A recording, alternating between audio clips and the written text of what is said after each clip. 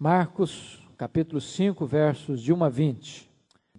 Entre mentes chegaram à outra margem do mar, a terra dos Gerazenos. Ao desembarcar, logo veio dos sepulcros ao seu encontro um homem possesso de espírito imundo, o qual vivia nos sepulcros, e nem mesmo com cadeias alguém podia prendê-lo. Porque tendo sido muitas vezes preso com grilhões e cadeias, as cadeias foram quebradas por ele e os grilhões despedaçados, e ninguém podia subjugá-lo. Andava sempre de noite e de dia, clamando por entre os sepulcros e pelos montes, ferindo-se com pedras. Quando de longe viu Jesus, correu e o adorou, exclamando em alta voz: Que tenho eu contigo, Jesus, Filho do Deus Altíssimo? Conjuro-te por Deus que não me atormentes. Porque Jesus lhe dissera: Espírito imundo, sai deste homem. E perguntou-lhe: Qual é o teu nome? Respondeu ele: Legião é o meu nome, porque somos muitos. E rogou-lhe encarecidamente que os não mandasse para fora do país. Ora, pastava ali pelo monte uma grande manada de porcos. E os espíritos imundos rogaram a Jesus, dizendo: Manda-nos para os porcos, para que entremos neles. Jesus o permitiu. Então, saindo os espíritos imundos, entraram nos porcos, e a manada, que era cerca de 2.000, precipitou-se despenhadeiro abaixo, para dentro do mar, onde se afogaram. Os porqueiros fugiram e o anunciaram na cidade e pelos campos. Então saiu o povo para ver o que sucedera.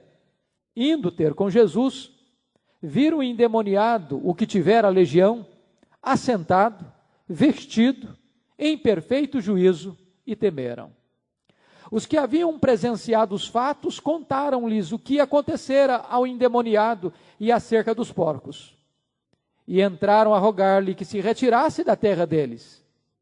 Ao entrar Jesus no barco, suplicava-lhe o que fora endemoniado que o deixasse estar com ele.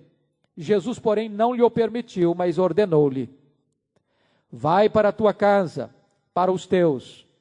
Anuncia-lhes tudo o que o Senhor te fez e como teve compaixão de ti. Então ele foi e começou a proclamar em Decápolis tudo o que Jesus lhe fizera, e todos se admiravam. Amém. Nós vamos meditar sobre o tema: quanto vale uma vida? Eu quero perguntar: quanto vale uma vida para Jesus?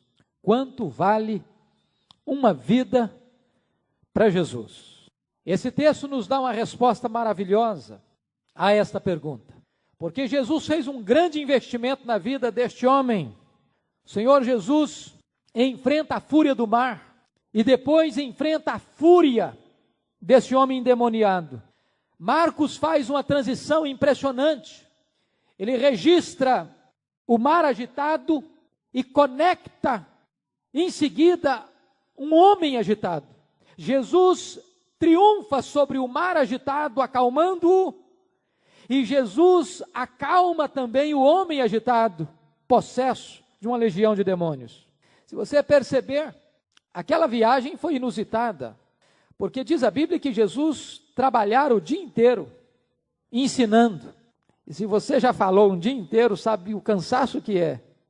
Tanto era fato que Jesus estava cansado, que logo que ele entrou no barco, ele adormeceu. E depois veio a tempestade, e já era tarde.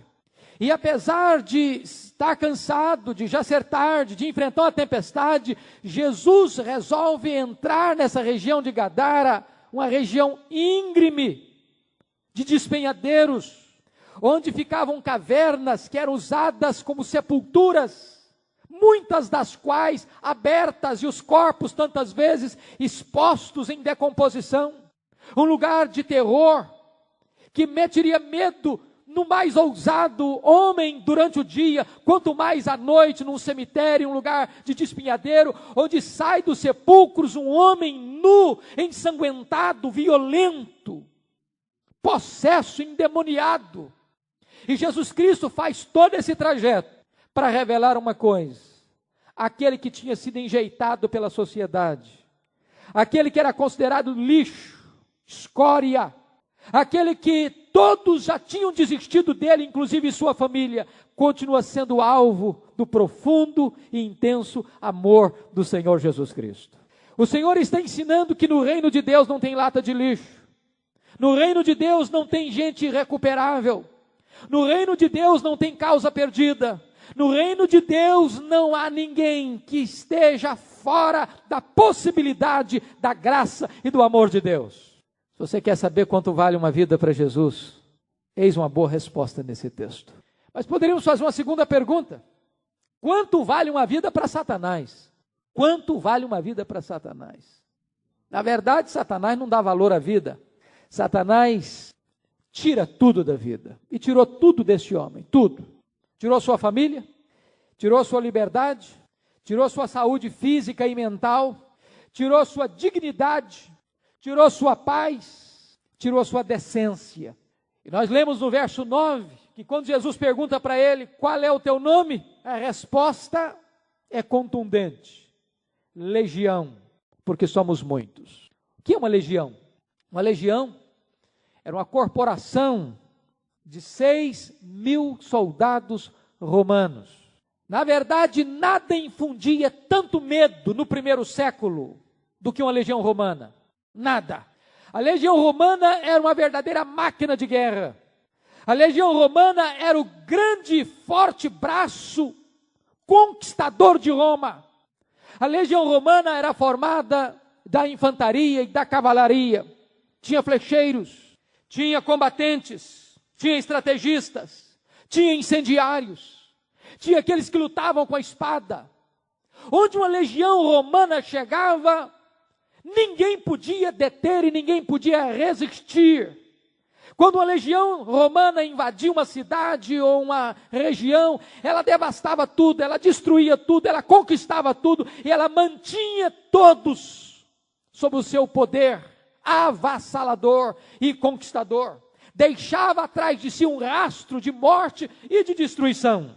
Quando a Bíblia fala e registra que este homem diz que tem uma legião, está revelando o investimento que Satanás fez para destruir esse homem. É como se a Bíblia estivesse dizendo que Satanás empregou todos os seus recursos, todos os seus métodos, todas as suas estratagemas para destruir uma vida, para arrebentar com uma família, para arrancar um homem da sua casa, da sua família, da sua parentela, da sociedade, para fazer dele um espectro humano. Na verdade, esse texto quer enfatizar é o poder descomunal de destruição que está dentro deste homem, transformando a vida dele num verdadeiro inferno. Eu quero chamar a sua atenção então para nós olharmos para esse texto e vermos nesse texto 3 forças trabalhando, 3 agentes operando. Primeiro, Satanás. Segundo, a sociedade. Terceiro, Jesus. Vamos ver que esses 3 agentes estão em ação nesse texto. Então chama a sua atenção em primeiro lugar para o seguinte ponto: o que Satanás pode fazer pelas pessoas? O que ele faz? Talvez a preposição pelas é um pouco complexo para nós. Qual é a ação de Satanás em relação às pessoas? E eu chamo a sua atenção para alguns pontos. Primeiro, ele domina as pessoas através da possessão. Veja, por favor, versículo 2 do texto lido. Ao desembarcar, logo veio dos sepulcros ao seu encontro um homem possesso de espírito imundo. E o verso 9 diz que era uma legião de demônios. Quando esse texto registra isso, ele está querendo enfatizar para você e para mim que Satanás, seus demônios, não são seres míticos, não são seres mitológicos, não é uma energia negativa. Satanás, aqui, representando com seus demônios nessa possessão, não é também uma doença mental, uma esquizofrenia. Há muitos liberais hoje que descreem da realidade, da pessoalidade de Satanás e de seus demônios, e querem interpretar todos os fatos de possessão como doença mental. Mas não se transfere doença mental para 2.000 porcos. É impossível. Na verdade, o que tinha dentro deste homem era uma entidade, uma corporação de entidades malignas. E eu chamo a sua atenção para nós observarmos nesse texto quais são os sintomas de uma pessoa, ou quais são as características de uma pessoa endemoniada. Em primeiro lugar, uma pessoa possessa tem dentro de si uma entidade maligna. Ele não é ele mesmo. Quem fala por ele não é ele. É o ser maligno que está dentro dele. Quem age não é ele mesmo, mas o ser maligno que está dentro dele. A pessoa perde o controle da sua personalidade, perde o controle das suas atitudes, perde o controle das suas ações, perde o controle das suas palavras.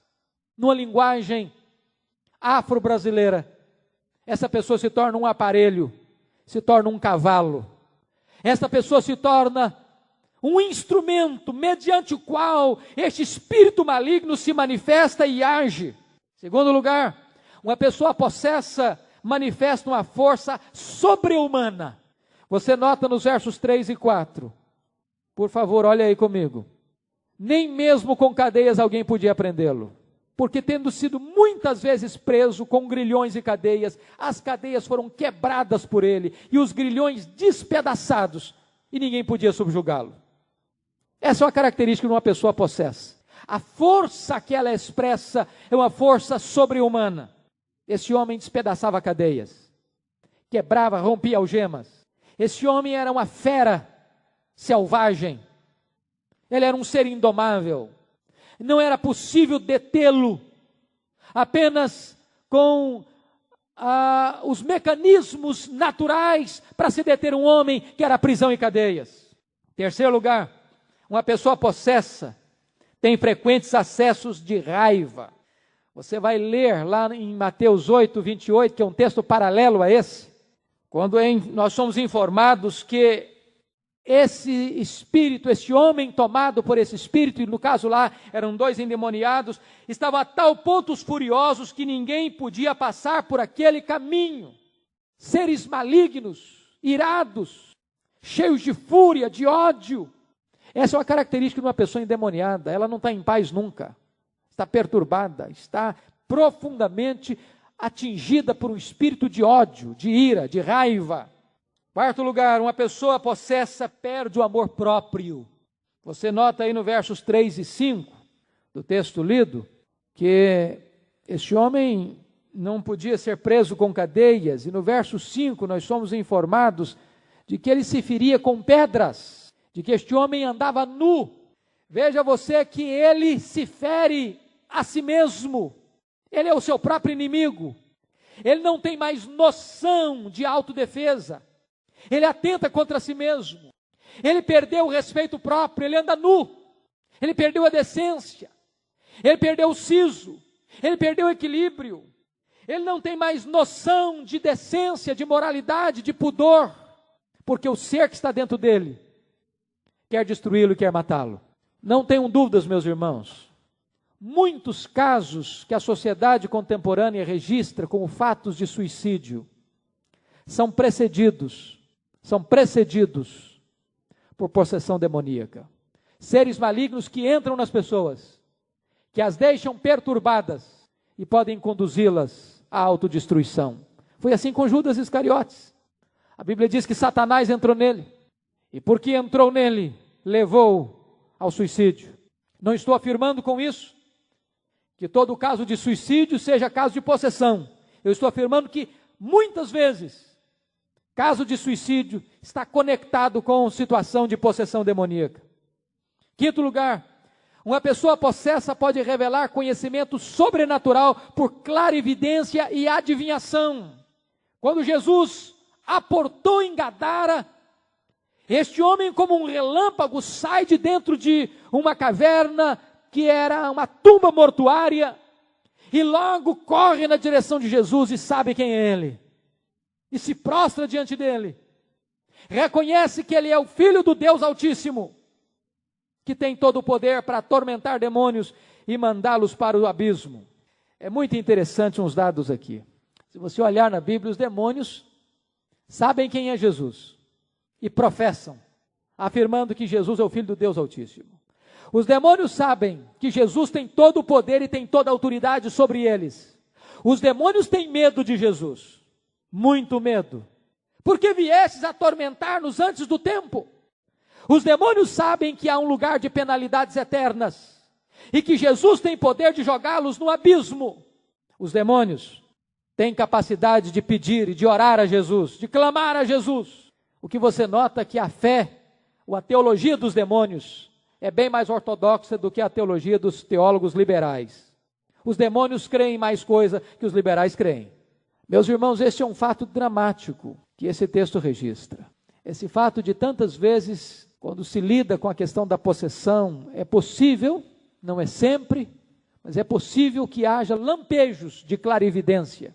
O diabo não é todo poderoso, ele não é onisciente, mas certamente ele sabe de algumas coisas que você e eu não sabemos. Eu nunca me esqueço um fato que aconteceu conosco.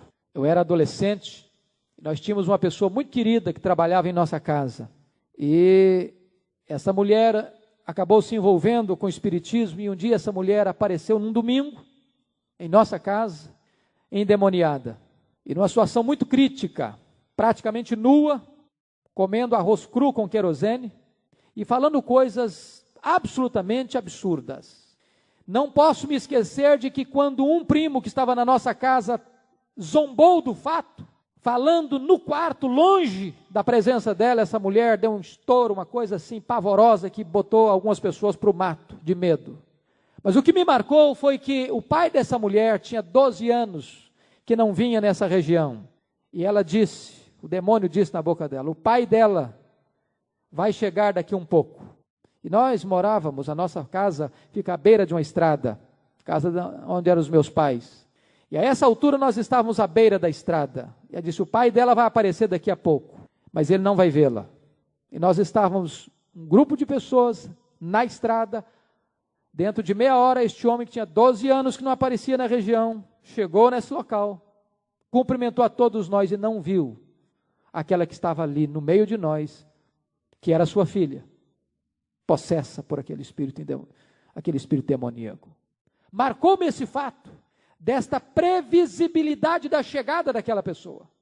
Esse demônio aqui, esse endemoniado aqui é capaz de reconhecer quem é Jesus, sem nunca ter estado com Jesus. O que mais que Satanás faz por uma pessoa, ou contra uma pessoa? Em segundo lugar, ele arrasta as pessoas para a impureza. Versículos 2 e 3a. Leva este homem para o cemitério. Esse homem é tomado por um espírito imundo. Ele já vive num lugar imundo. Gadara era uma terra gentílica, era uma terra pagã, e agora ele é tomado por um espírito imundo, e esse espírito imundo o leva para um lugar imundo, um cemitério, e para um local mais específico imundo, que era uma tumba. A lição que esse texto quer ensinar para nós é que os espíritos malignos levam as pessoas a se envolverem com tudo aquilo que é imundo. Não é preciso ser especialista para diagnosticar esse fato hoje. Há muitos registros, e eu conheço vários casos de pessoas que se envolveram de tal maneira com estas sujidades de Satanás, ao ponto de serem capazes de entrar num cemitério, de desenterrar um defunto para fazer despachos. Mas não precisamos entrar nesses corredores sombrios do submundo do pecado, do demonismo. Vamos olhar nessa sociedade mais maquiada. Eu não assisto novela, graças a Deus, mas nem por isso deixo de ler o que está acontecendo. A informação é de que a decantada novela da TV Globo, que terminou há um tempo atrás, tinha como cena mais disputada e concorrida o momento em que dois homens haveriam de se beijar na boca. Era apenas o lançamento da ideia, para dizer que em breve esse fato vai estar acontecendo com naturalidade. Haja vista ontem ou hoje, me parece, não sei se ontem ou hoje, acho que foi hoje, ou ontem, agora não estou muito seguro, na Inglaterra foi aprovado, legitimado o casamento gay. E muitos homens, casados, homem com homem, mulher com mulher, já procuraram a justiça para legitimar a sua relação homossexual. A promiscuidade da sociedade contemporânea parece fazer de Sodoma e Gomorra cidades muito puritanas. Nós estamos vivendo esta época do emporcalhamento da virtude, de uma sociedade que perdeu os referenciais. Porque o espírito que atua nos filhos da desobediência são espíritos imundos, que tiram a noção de moral, que tiram a noção de ética, que tiram a noção do que é decência, do que é pudor. Terceiro lugar, o que é que o Satanás pode fazer? Ele torna as pessoas violentas, versículos 3 e 4. Ninguém podia deter aquele homem, nem cadeias, nem prisões. Vejam vocês, que o endemoniado se constituiu um problema para a família, se constituiu um problema para a sociedade. E o único recurso que a sociedade pôde ter para resolver o problema foi algemar e prender. Aquele homem era um animal selvagem. Os vivos não o suportaram mais e o expulsaram. E ele foi morar com os mortos. Os mortos não fizeram mal para ele, mas também não puderam livrá-lo de si mesmo. Agora ele estava nu entre os demônios e com os demônios. Se você perceber, também há uma força maligna agindo na sociedade contemporânea, tornando os homens bestiais, violentos, truculentos. Há um espírito de agressividade agindo hoje, irmãos. Quando você vê um cidadão, uma cidadã, uma criança enchendo o corpo de bomba, explodindo a si mesmo para matar as outras pessoas inocentes, o que não é isso? Senão um espírito de violência reinando. Quando você vê no Rio de Janeiro, traficantes, marginais, ateando fogo dentro de um ônibus e trancando a porta para que pessoas inocentes não possam se salvar, o que é isso? Senão um espírito de violência que age na sociedade contemporânea. Quando você vê cartéis, quando você vê máfias de crime de aluguel, de pistolagem, pessoas matando seu semelhante por nada, você percebe que nós estamos vivendo uma sociedade profundamente carimbada e marcada pela ação dos demônios. Quarto lugar, o que Satanás faz? Ele atormenta as pessoas. Veja o versículo 5. Andava sempre de noite e de dia, clamando por entre os sepulcros e pelos montes, ferindo-se com pedras. Eu fico imaginando o tormento deste homem. Ele está perturbado mentalmente, andando de dia e de noite, gritando. Não tem descanso o corpo, não tem descanso a mente. Ele não pode repousar, ele não pode descansar. Ele é um ser atormentado, perturbado. Ele não consegue conciliar o sono, é o desespero. E diz a Bíblia que o tormento deste homem é tamanho, que ele começa a se ferir com pedras. Eu fico imaginando esse ser ensanguentado, emaciado, machucado, ferido, desfigurado, sem paz, sem equilíbrio mental, vivendo nas regiões sombrias da morte, sem família, sem liberdade, sem dignidade, sem amor próprio, ferindo-se a si mesmo, espalhando terror por onde passa. Queridos irmãos, o que tem de gente perturbada hoje é uma coisa impressionante. Perturbada. De gente que não tem paz, que não consegue viver com a família, que não consegue viver na sociedade, que não consegue viver consigo mesma. Chama a sua atenção então para o segundo agente que está trabalhando nesse texto. Primeiro foi Satanás. Vamos ver o segundo lugar, o que a sociedade pode fazer pelas pessoas. Segundo agente, a sociedade. Vamos ver o que é que a sociedade faz com uma pessoa escravizada. Primeiro lugar, a sociedade afastou esse homem do convívio social. Versículos 3 e 4. Prendeu, algemou, acorrentou. O máximo que a sociedade pode fazer é isso. Tem problema? A pessoa perdeu o centro da vida, o equilíbrio, a capacidade de convivência. É um problema para a família, é um problema para a sociedade. O máximo que a sociedade pode fazer é trancar essa pessoa atrás das grades, é botar algemas.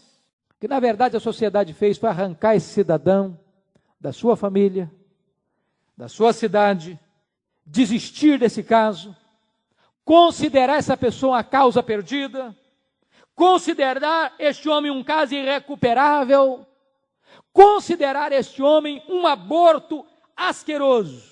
Meus queridos irmãos, é isso que a sociedade pode fazer: isolar, colocar sob custódia, jogar as pessoas numa prisão.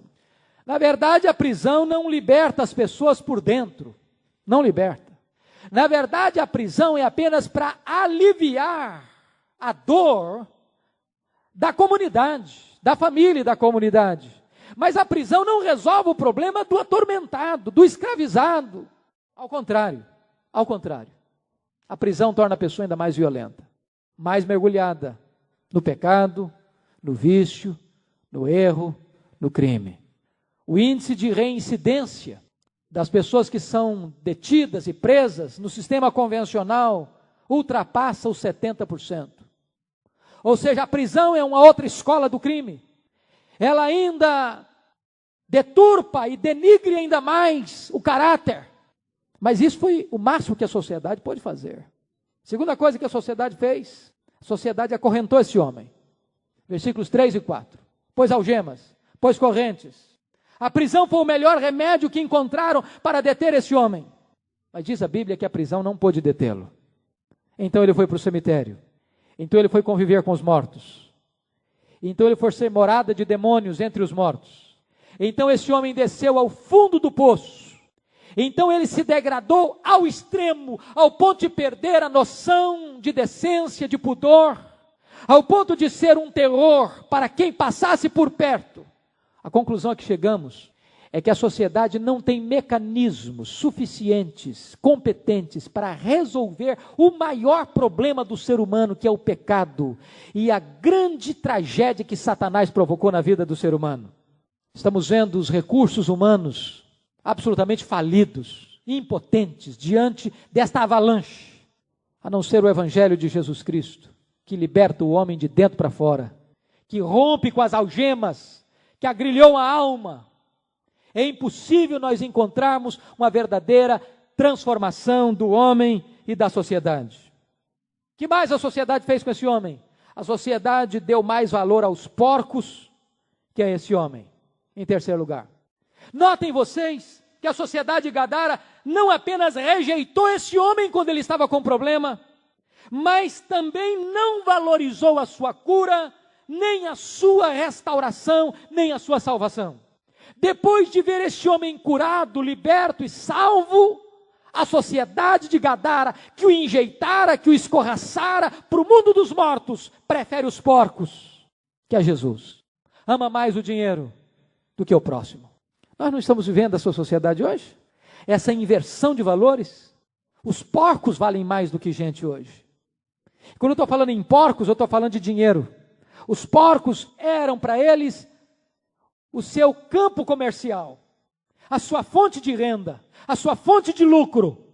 O que na verdade esse texto está refletindo é que a sociedade de Gadara amava mais o dinheiro do que a Deus e amava mais o dinheiro do que o ser humano. E não é diferente hoje. Não é diferente hoje. O terceiro elemento que está agindo nesse texto, o último elemento, é Jesus. Terceiro ponto da nossa mensagem, o que Jesus faz pelas pessoas. Vamos ver. Em primeiro lugar, Jesus libertou esse homem da escravidão dos demônios. Amados irmãos, que coisa maravilhosa é perceber isso. Jesus é o atormentador dos demônios e Jesus é o libertador dos homens. Onde Jesus chegou, os demônios precisam tremer de medo. Onde Jesus chega, os demônios têm que tremer de medo. E estão tremendo de medo. Mas onde Jesus chega, o cativo é liberto. Onde Jesus chega, o oprimido encontra paz. Onde Jesus chega, o atormentado é aliviado. Onde Jesus chega, o desesperançado encontra esperança. Onde Jesus chega, aquele que está sem esperança nenhuma, escravizado por Satanás, pode ser livre. Warren Wiersbe, comentarista muito conceituado, analisa esse texto numa perspectiva interessante. Ele pensa que aquela tempestade que pegou os discípulos de surpresa no mar da Galileia, quando estavam indo em direção a Gadara, foi uma tempestade provocada por Satanás. A conclusão a que ele chega, nós não temos elementos categóricos para afirmar isso, é de que a mesma palavra que Jesus usou para repreender o vento e repreender o mar, foi a mesma palavra que Jesus usou para repreender os demônios. Era como se Satanás usasse todos os seus recursos para tentar destruir Jesus, ou no mínimo impedir Jesus de chegar naquele território que estava debaixo do poder dele, onde ele escravizava as pessoas. Porque Gadara ficava na região de Decápolis, eram 10 cidades gregas, gentílicas, pagãs, que não conheciam a Deus, onde Satanás dominava e escravizava de forma tão cruel as pessoas. Já que não pôde deter a fúria, o mar não pôde deter Jesus do seu projeto, logo que Jesus chega em Gadara, este homem violento sai ao encontro de Jesus. Mas em vez da legião de demônios amedrontar Jesus, é Jesus quem espalha terror no exército satânico. Segunda coisa que esse texto mostra, Jesus devolve a esse homem a dignidade da vida. Versículo 15, por favor, olha aí. Versículo 15. Indo ter com Jesus, viram o endemoniado que tivera a legião assentado, vestido em perfeito juízo, e temeram. Eu chamo a sua atenção para 3 fatos contrastantes desse texto. Primeiro, diz o texto que esse homem estava sentado. Lucas 8,35 vai nos informar que ele estava sentado aos pés de Jesus. Esse homem que vivia de dia e de noite, andando, correndo no meio daquele despenhadeiro, entre os sepulcros, agora está calmo, quieto, sossegado, assentado aos pés do Senhor Jesus. A tempestade que estava dentro dele acalmou. O vendaval foi embora. A força demoníaca que o atormentava foi derrotada. Segunda coisa que esse texto informa é que ele estava vestido. Ele estava nu antes.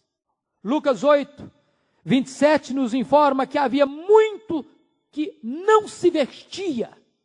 Estava nu. Há muito tempo. Sem respeito próprio. Sem decência. Sem pudor. Logo que Jesus opera nele um milagre, primeiro ato deste homem é procurar roupa para se vestir. Eu gosto do contraste. Porque é isso que Jesus Cristo faz no coração, na vida de um ser humano. Quando uma pessoa é convertida, irmãos, a vida dela muda. Muda. A conversão toca exatamente no ponto nevrálgico que a pessoa está vivenciando. Por exemplo, Zaqueu era um homem amante do dinheiro. Qual foi o sinal de que era um convertido? Quando ele abre mão do dinheiro. Por que que o jovem rico saiu triste? Porque o coração dele estava no dinheiro. Por que que Jesus pediu para ele, vai e vende tudo que tens, dá aos pobres? Porque Jesus sabia que o coração dele estava no dinheiro. Enquanto não mexesse nesse ponto nevrálgico, não havia salvação, não havia conversão. Uma pessoa convertida, ela tem o ponto nevrálgico da sua vida transformado. Terceira coisa, o homem estava em perfeito juízo. Esse homem louco, desvairado, endemoniado, possesso, está agora, diz a Bíblia, em perfeito juízo. Jesus restaura a sua mente, Jesus restaura as suas emoções, restaura o seu corpo, restaura a sua alma. Jesus o devolve à família, à sociedade. Antes ele era um problema, agora ele é uma bênção. Antes ele era uma ameaça, agora ele é um embaixador de Deus. Que coisa fantástica. É a obra de transformação que Jesus opera na vida de uma pessoa. Terceira coisa que Jesus faz, Jesus dá a esse homem uma gloriosa missão. Versículos 18 a 20. Vai para os teus, para a tua casa, e anuncia quantas coisas o Senhor fez por ti, ou como teve misericórdia de ti. O Senhor não apenas salva este homem, mas dá a este homem uma missão, um trabalho, uma vocação, um ministério. Que coisa boa! É que a todos quantos Jesus chama e salva, Ele dá também um ministério. Você foi chamado para ser enviado. Você também é um embaixador de Deus, uma embaixatriz de Deus. Você também é um ministro da reconciliação. Você também é um portador de boas novas. Mas, irmãos, eu quero concluir esse texto. Eu quero concluir esse texto com um fato intrigante. Intrigante. Esse texto registra 3 orações, 3 pedidos, 3 petições. A primeira petição foi a petição dos demônios. A segunda petição foi a petição dos incrédulos de Gadara. A terceira petição foi a petição deste homem salvo, transformado por Jesus. As 2 primeiras orações foram atendidas. A petição dos demônios e a petição dos incrédulos foi prontamente atendida. A petição do homem salvo foi prontamente negada. É curioso, é intrigante isso. Por que é que Jesus atende ao pedido dos demônios? Veja você que os demônios se aproximam de Jesus com a oração, vamos usar a palavra oração, que não é muito própria aqui, com um pedido intenso e urgente. Intenso e urgente. Eles ajoelham e eles pedem com insistência para Jesus. E o que é que eles pedem? Primeiro, eles não querem ser atormentados. Versículo 7. Segundo, eles não querem ser enviados para o abismo. Lucas 8:31. Terceiro, eles não querem ir para fora do país. Marcos 5:10. Quarto, eles querem ir para a manada de porcos que pastava nos montes. Então eles têm uma oração, ou um pedido, uma súplica, com 4 rogos distintos. Não querem ser atormentados, não querem ir para o abismo, eles não querem sair do país, e eles querem ir para os porcos. E diz a Bíblia que Jesus atendeu prontamente ao clamor e ao pedido dos demônios. Por quê? É a grande questão. E eu quero lhes dar 5 razões por que Jesus atendeu a este apelo, a este pedido dos demônios. Em primeiro lugar, Jesus atendeu ao pedido dos demônios para mostrar o poder destruidor que estava na vida daquele homem. O poder que estava na vida de um único homem foi capaz de precipitar, despenhadeira abaixo, 2.000 porcos se afogando dentro do mar. Foi para revelar para a humanidade de que possessão demoníaca não é uma coisa lendária e mítica. Para mostrar que aquele endemoniado não estava encenando, não era uma simulação. E também a libertação operada por Jesus não era apenas um efeito psicológico, mas um fato real, concreto e perceptível. Segundo lugar, Jesus permitiu para revelar àquele homem que o poder que o oprimia tinha sido vencido. Aquele homem podia talvez ter dúvidas, será que foi apenas um alívio temporário? Será que eu estou livre mesmo? E Jesus permitiu para que aquele próprio homem visse aquela manada de 2.000 porcos correndo desesperadamente pelaquela montanha fora, no meio do cemitério, no meio daquelas catacumbas, daquelas cavernas, para precipitar-se no mar e morrer. Foi uma lição gráfica na mente dele para mostrar que verdadeiramente ele estava liberto. Terceiro lugar, sabe por que Jesus permitiu? Para mostrar para a população de Gadara a inversão dos seus valores. Jesus permitiu isso para que o povo de Gadara pudesse saber de uma coisa: Gadara amava mais os porcos do que a Deus. Gadara se preocupava mais com os porcos do que com o ser humano. Foi por isso que Jesus permitiu. Foi para desmascarar a inversão de valores de uma sociedade cega no materialismo. Quarto lugar, sabe por que Jesus permitiu? Jesus permitiu para mostrar que para Satanás, um homem só vale o que um porco vale. O mesmo poder que queria destruir aquele homem foi o poder que destruiu os porcos. Para Satanás, porco e homem é a mesma coisa. Ele não valoriza o ser humano. Ele é ladrão, ele é assassino. Ele veio para roubar, matar e destruir. E ele tem feito da vida de muitas pessoas, de seres humanos, de homens, de mulheres, verdadeiros porcos, que se chafurdam na lama. Foi por isso que Jesus permitiu. Mas finalmente, quinto lugar, Jesus permitiu para mostrar que os demônios estão debaixo da sua autoridade. Eles só podem ir se Jesus permitir. Eles pedem, é Jesus quem manda, é Jesus quem deixa ou não deixa. A autoridade está nas mãos do Senhor Jesus. O inferno está debaixo da autoridade de Jesus. Os demônios estão debaixo da autoridade de Jesus. Jesus tem todo o poder e diante dele tem que se dobrar todo o joelho no céu, na terra e debaixo da terra. Isso é maravilhoso e consolador para nós. Aqueles que querem nos destruir estão debaixo dos pés do nosso Senhor. A segunda petição foi atendida. Capítulo 5, versículo 17. E entraram a rogar-lhe que se retirassem da terra deles. Os gadarenos vieram pedir Jesus para ir embora.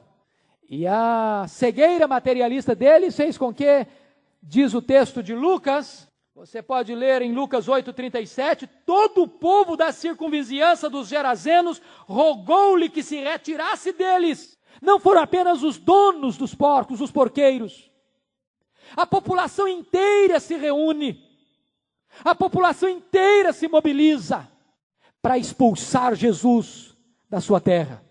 E diz a Bíblia que Jesus não discute, que Jesus não suplica, que Jesus não ordena, que Jesus não questiona, que Jesus entra no barco e deixa a terra de Gadara. Rejeitar a Jesus de forma consciente, depois de ter visto os milagres de Jesus, é um grande risco. É um grande risco. Mas o que nos impressiona, para terminar, é que agora, nos versículos 18 a 20, você leia aí, ao entrar Jesus no barco, suplicava-lhe o que for endemoniado que o deixasse entrar, estar com ele. Jesus, porém, não lhe permitiu. Ora, por que Jesus atende ao pedido dos demônios? E atende ao pedido dos incrédulos? E não atende o pedido daquele homem agora convertido? Por que não? Em primeiro lugar, Jesus não permitiu, para mostrar para aquele homem que a família precisa ser o nosso primeiro campo missionário. Vai para os teus, vai para a tua casa, e conta tudo que o Senhor fez por ti, como teve misericórdia de ti. Aquele homem queria seguir a Jesus. Aquele homem queria contar para o mundo as grandes maravilhas do amor de Cristo por ele. Mas Jesus diz, não, seu primeiro campo missionário tem que ser a sua casa, tem que ser a sua família. Se nós não começarmos na nossa casa, nós não temos autoridade para falar para o mundo o que Deus fez por nós. Se a nossa família não puder ser testemunha de que somos novas criaturas, de que nascemos de novo, de que fomos salvos, que fomos transformados, que autoridade temos nós de contar para o mundo esta verdade? O testemunho começa no lar, porque era lá na família que aquele homem tinha dado mais problema. Era lá na família que as pessoas tinham chorado com mais intensidade. Era lá na família que certamente as lágrimas tinham descido mais grossas pelas faces. Era lá na família que as dores e os sofrimentos tinham sido mais intensos. E era lá na família que este milagre tinha que ser testemunhado para a glória de Deus. Onde ele tinha sido problema, agora Jesus quer que ele seja uma bênção. Onde ele tinha sido um mensageiro da morte, agora Jesus quer que ele seja um embaixador da vida. Em último lugar, Jesus não permitiu, porque Jesus sabe o melhor lugar onde nós devemos estar. Às vezes nós temos planos, mas Deus tem outros planos. Às vezes nós queremos uma coisa, mas o projeto de Deus para nós é outro. Às vezes nós queremos realizar algo, mas Deus muda o curso dos nossos planos e sonhos, porque Ele sabe o que é melhor para nós. Ele sabe qual é o melhor e mais seguro lugar para nós. Quando o jovem missionário Ashbel Green Simonton concluiu seu curso em Princeton, seu país estava passando por um grande reavivamento espiritual. Já em quase 2 anos de reavivamento em todo o seu país. 2 milhões de pessoas convertidas. Foi quando ele escutou um sermão de caráter missionário e sentiu o chamado de Deus para vir para o Brasil. Jovem inteligente, personalidade forte, espírito irrequieto, empreendedor. Seus amigos chegaram para ele e disseram, Simon, tem uma loucura o que você vai fazer. Não é seguro para você ir. Deixar a sua mãe já idosa, ir para um país pobre, de tantas doenças endêmicas, sem conhecer a língua. Isso não é seguro para você. E Simonton respondeu, o lugar mais seguro para um homem estar é no centro da vontade de Deus, ainda que esse seja o lugar mais perigoso do mundo. Jesus sabe o que é melhor para você. Ele sabe para onde você deve ir, o que você deve fazer. Ouça o que o Senhor tem para você. Diz a Bíblia que este homem fez mais do que Jesus pediu. Ele não foi só para sua casa, não. Ele foi para a cidade de Decápolis, para as 10 cidades gregas daquela região gentílica. E ele foi anunciando, não uma mensagem teórica, ele foi anunciando uma mensagem da sua própria experiência, do que Jesus tinha feito na sua vida. E diz a Bíblia que o resultado é que todos se admiravam dessas coisas. Bendito seja Deus, que pega um homem enjeitado da sociedade, rejeitado da família, um pária, uma escória, o lixo do mundo, e transforma este homem num dos maiores e pioneiros missionários entre os gentios. Que Deus nos ajude a sempre olhar para a vida com os olhos de Cristo e jamais desistir da salvação de uma pessoa, por mais que a família ou a sociedade tenha desistido dela. Que Deus nos ajude. Amém.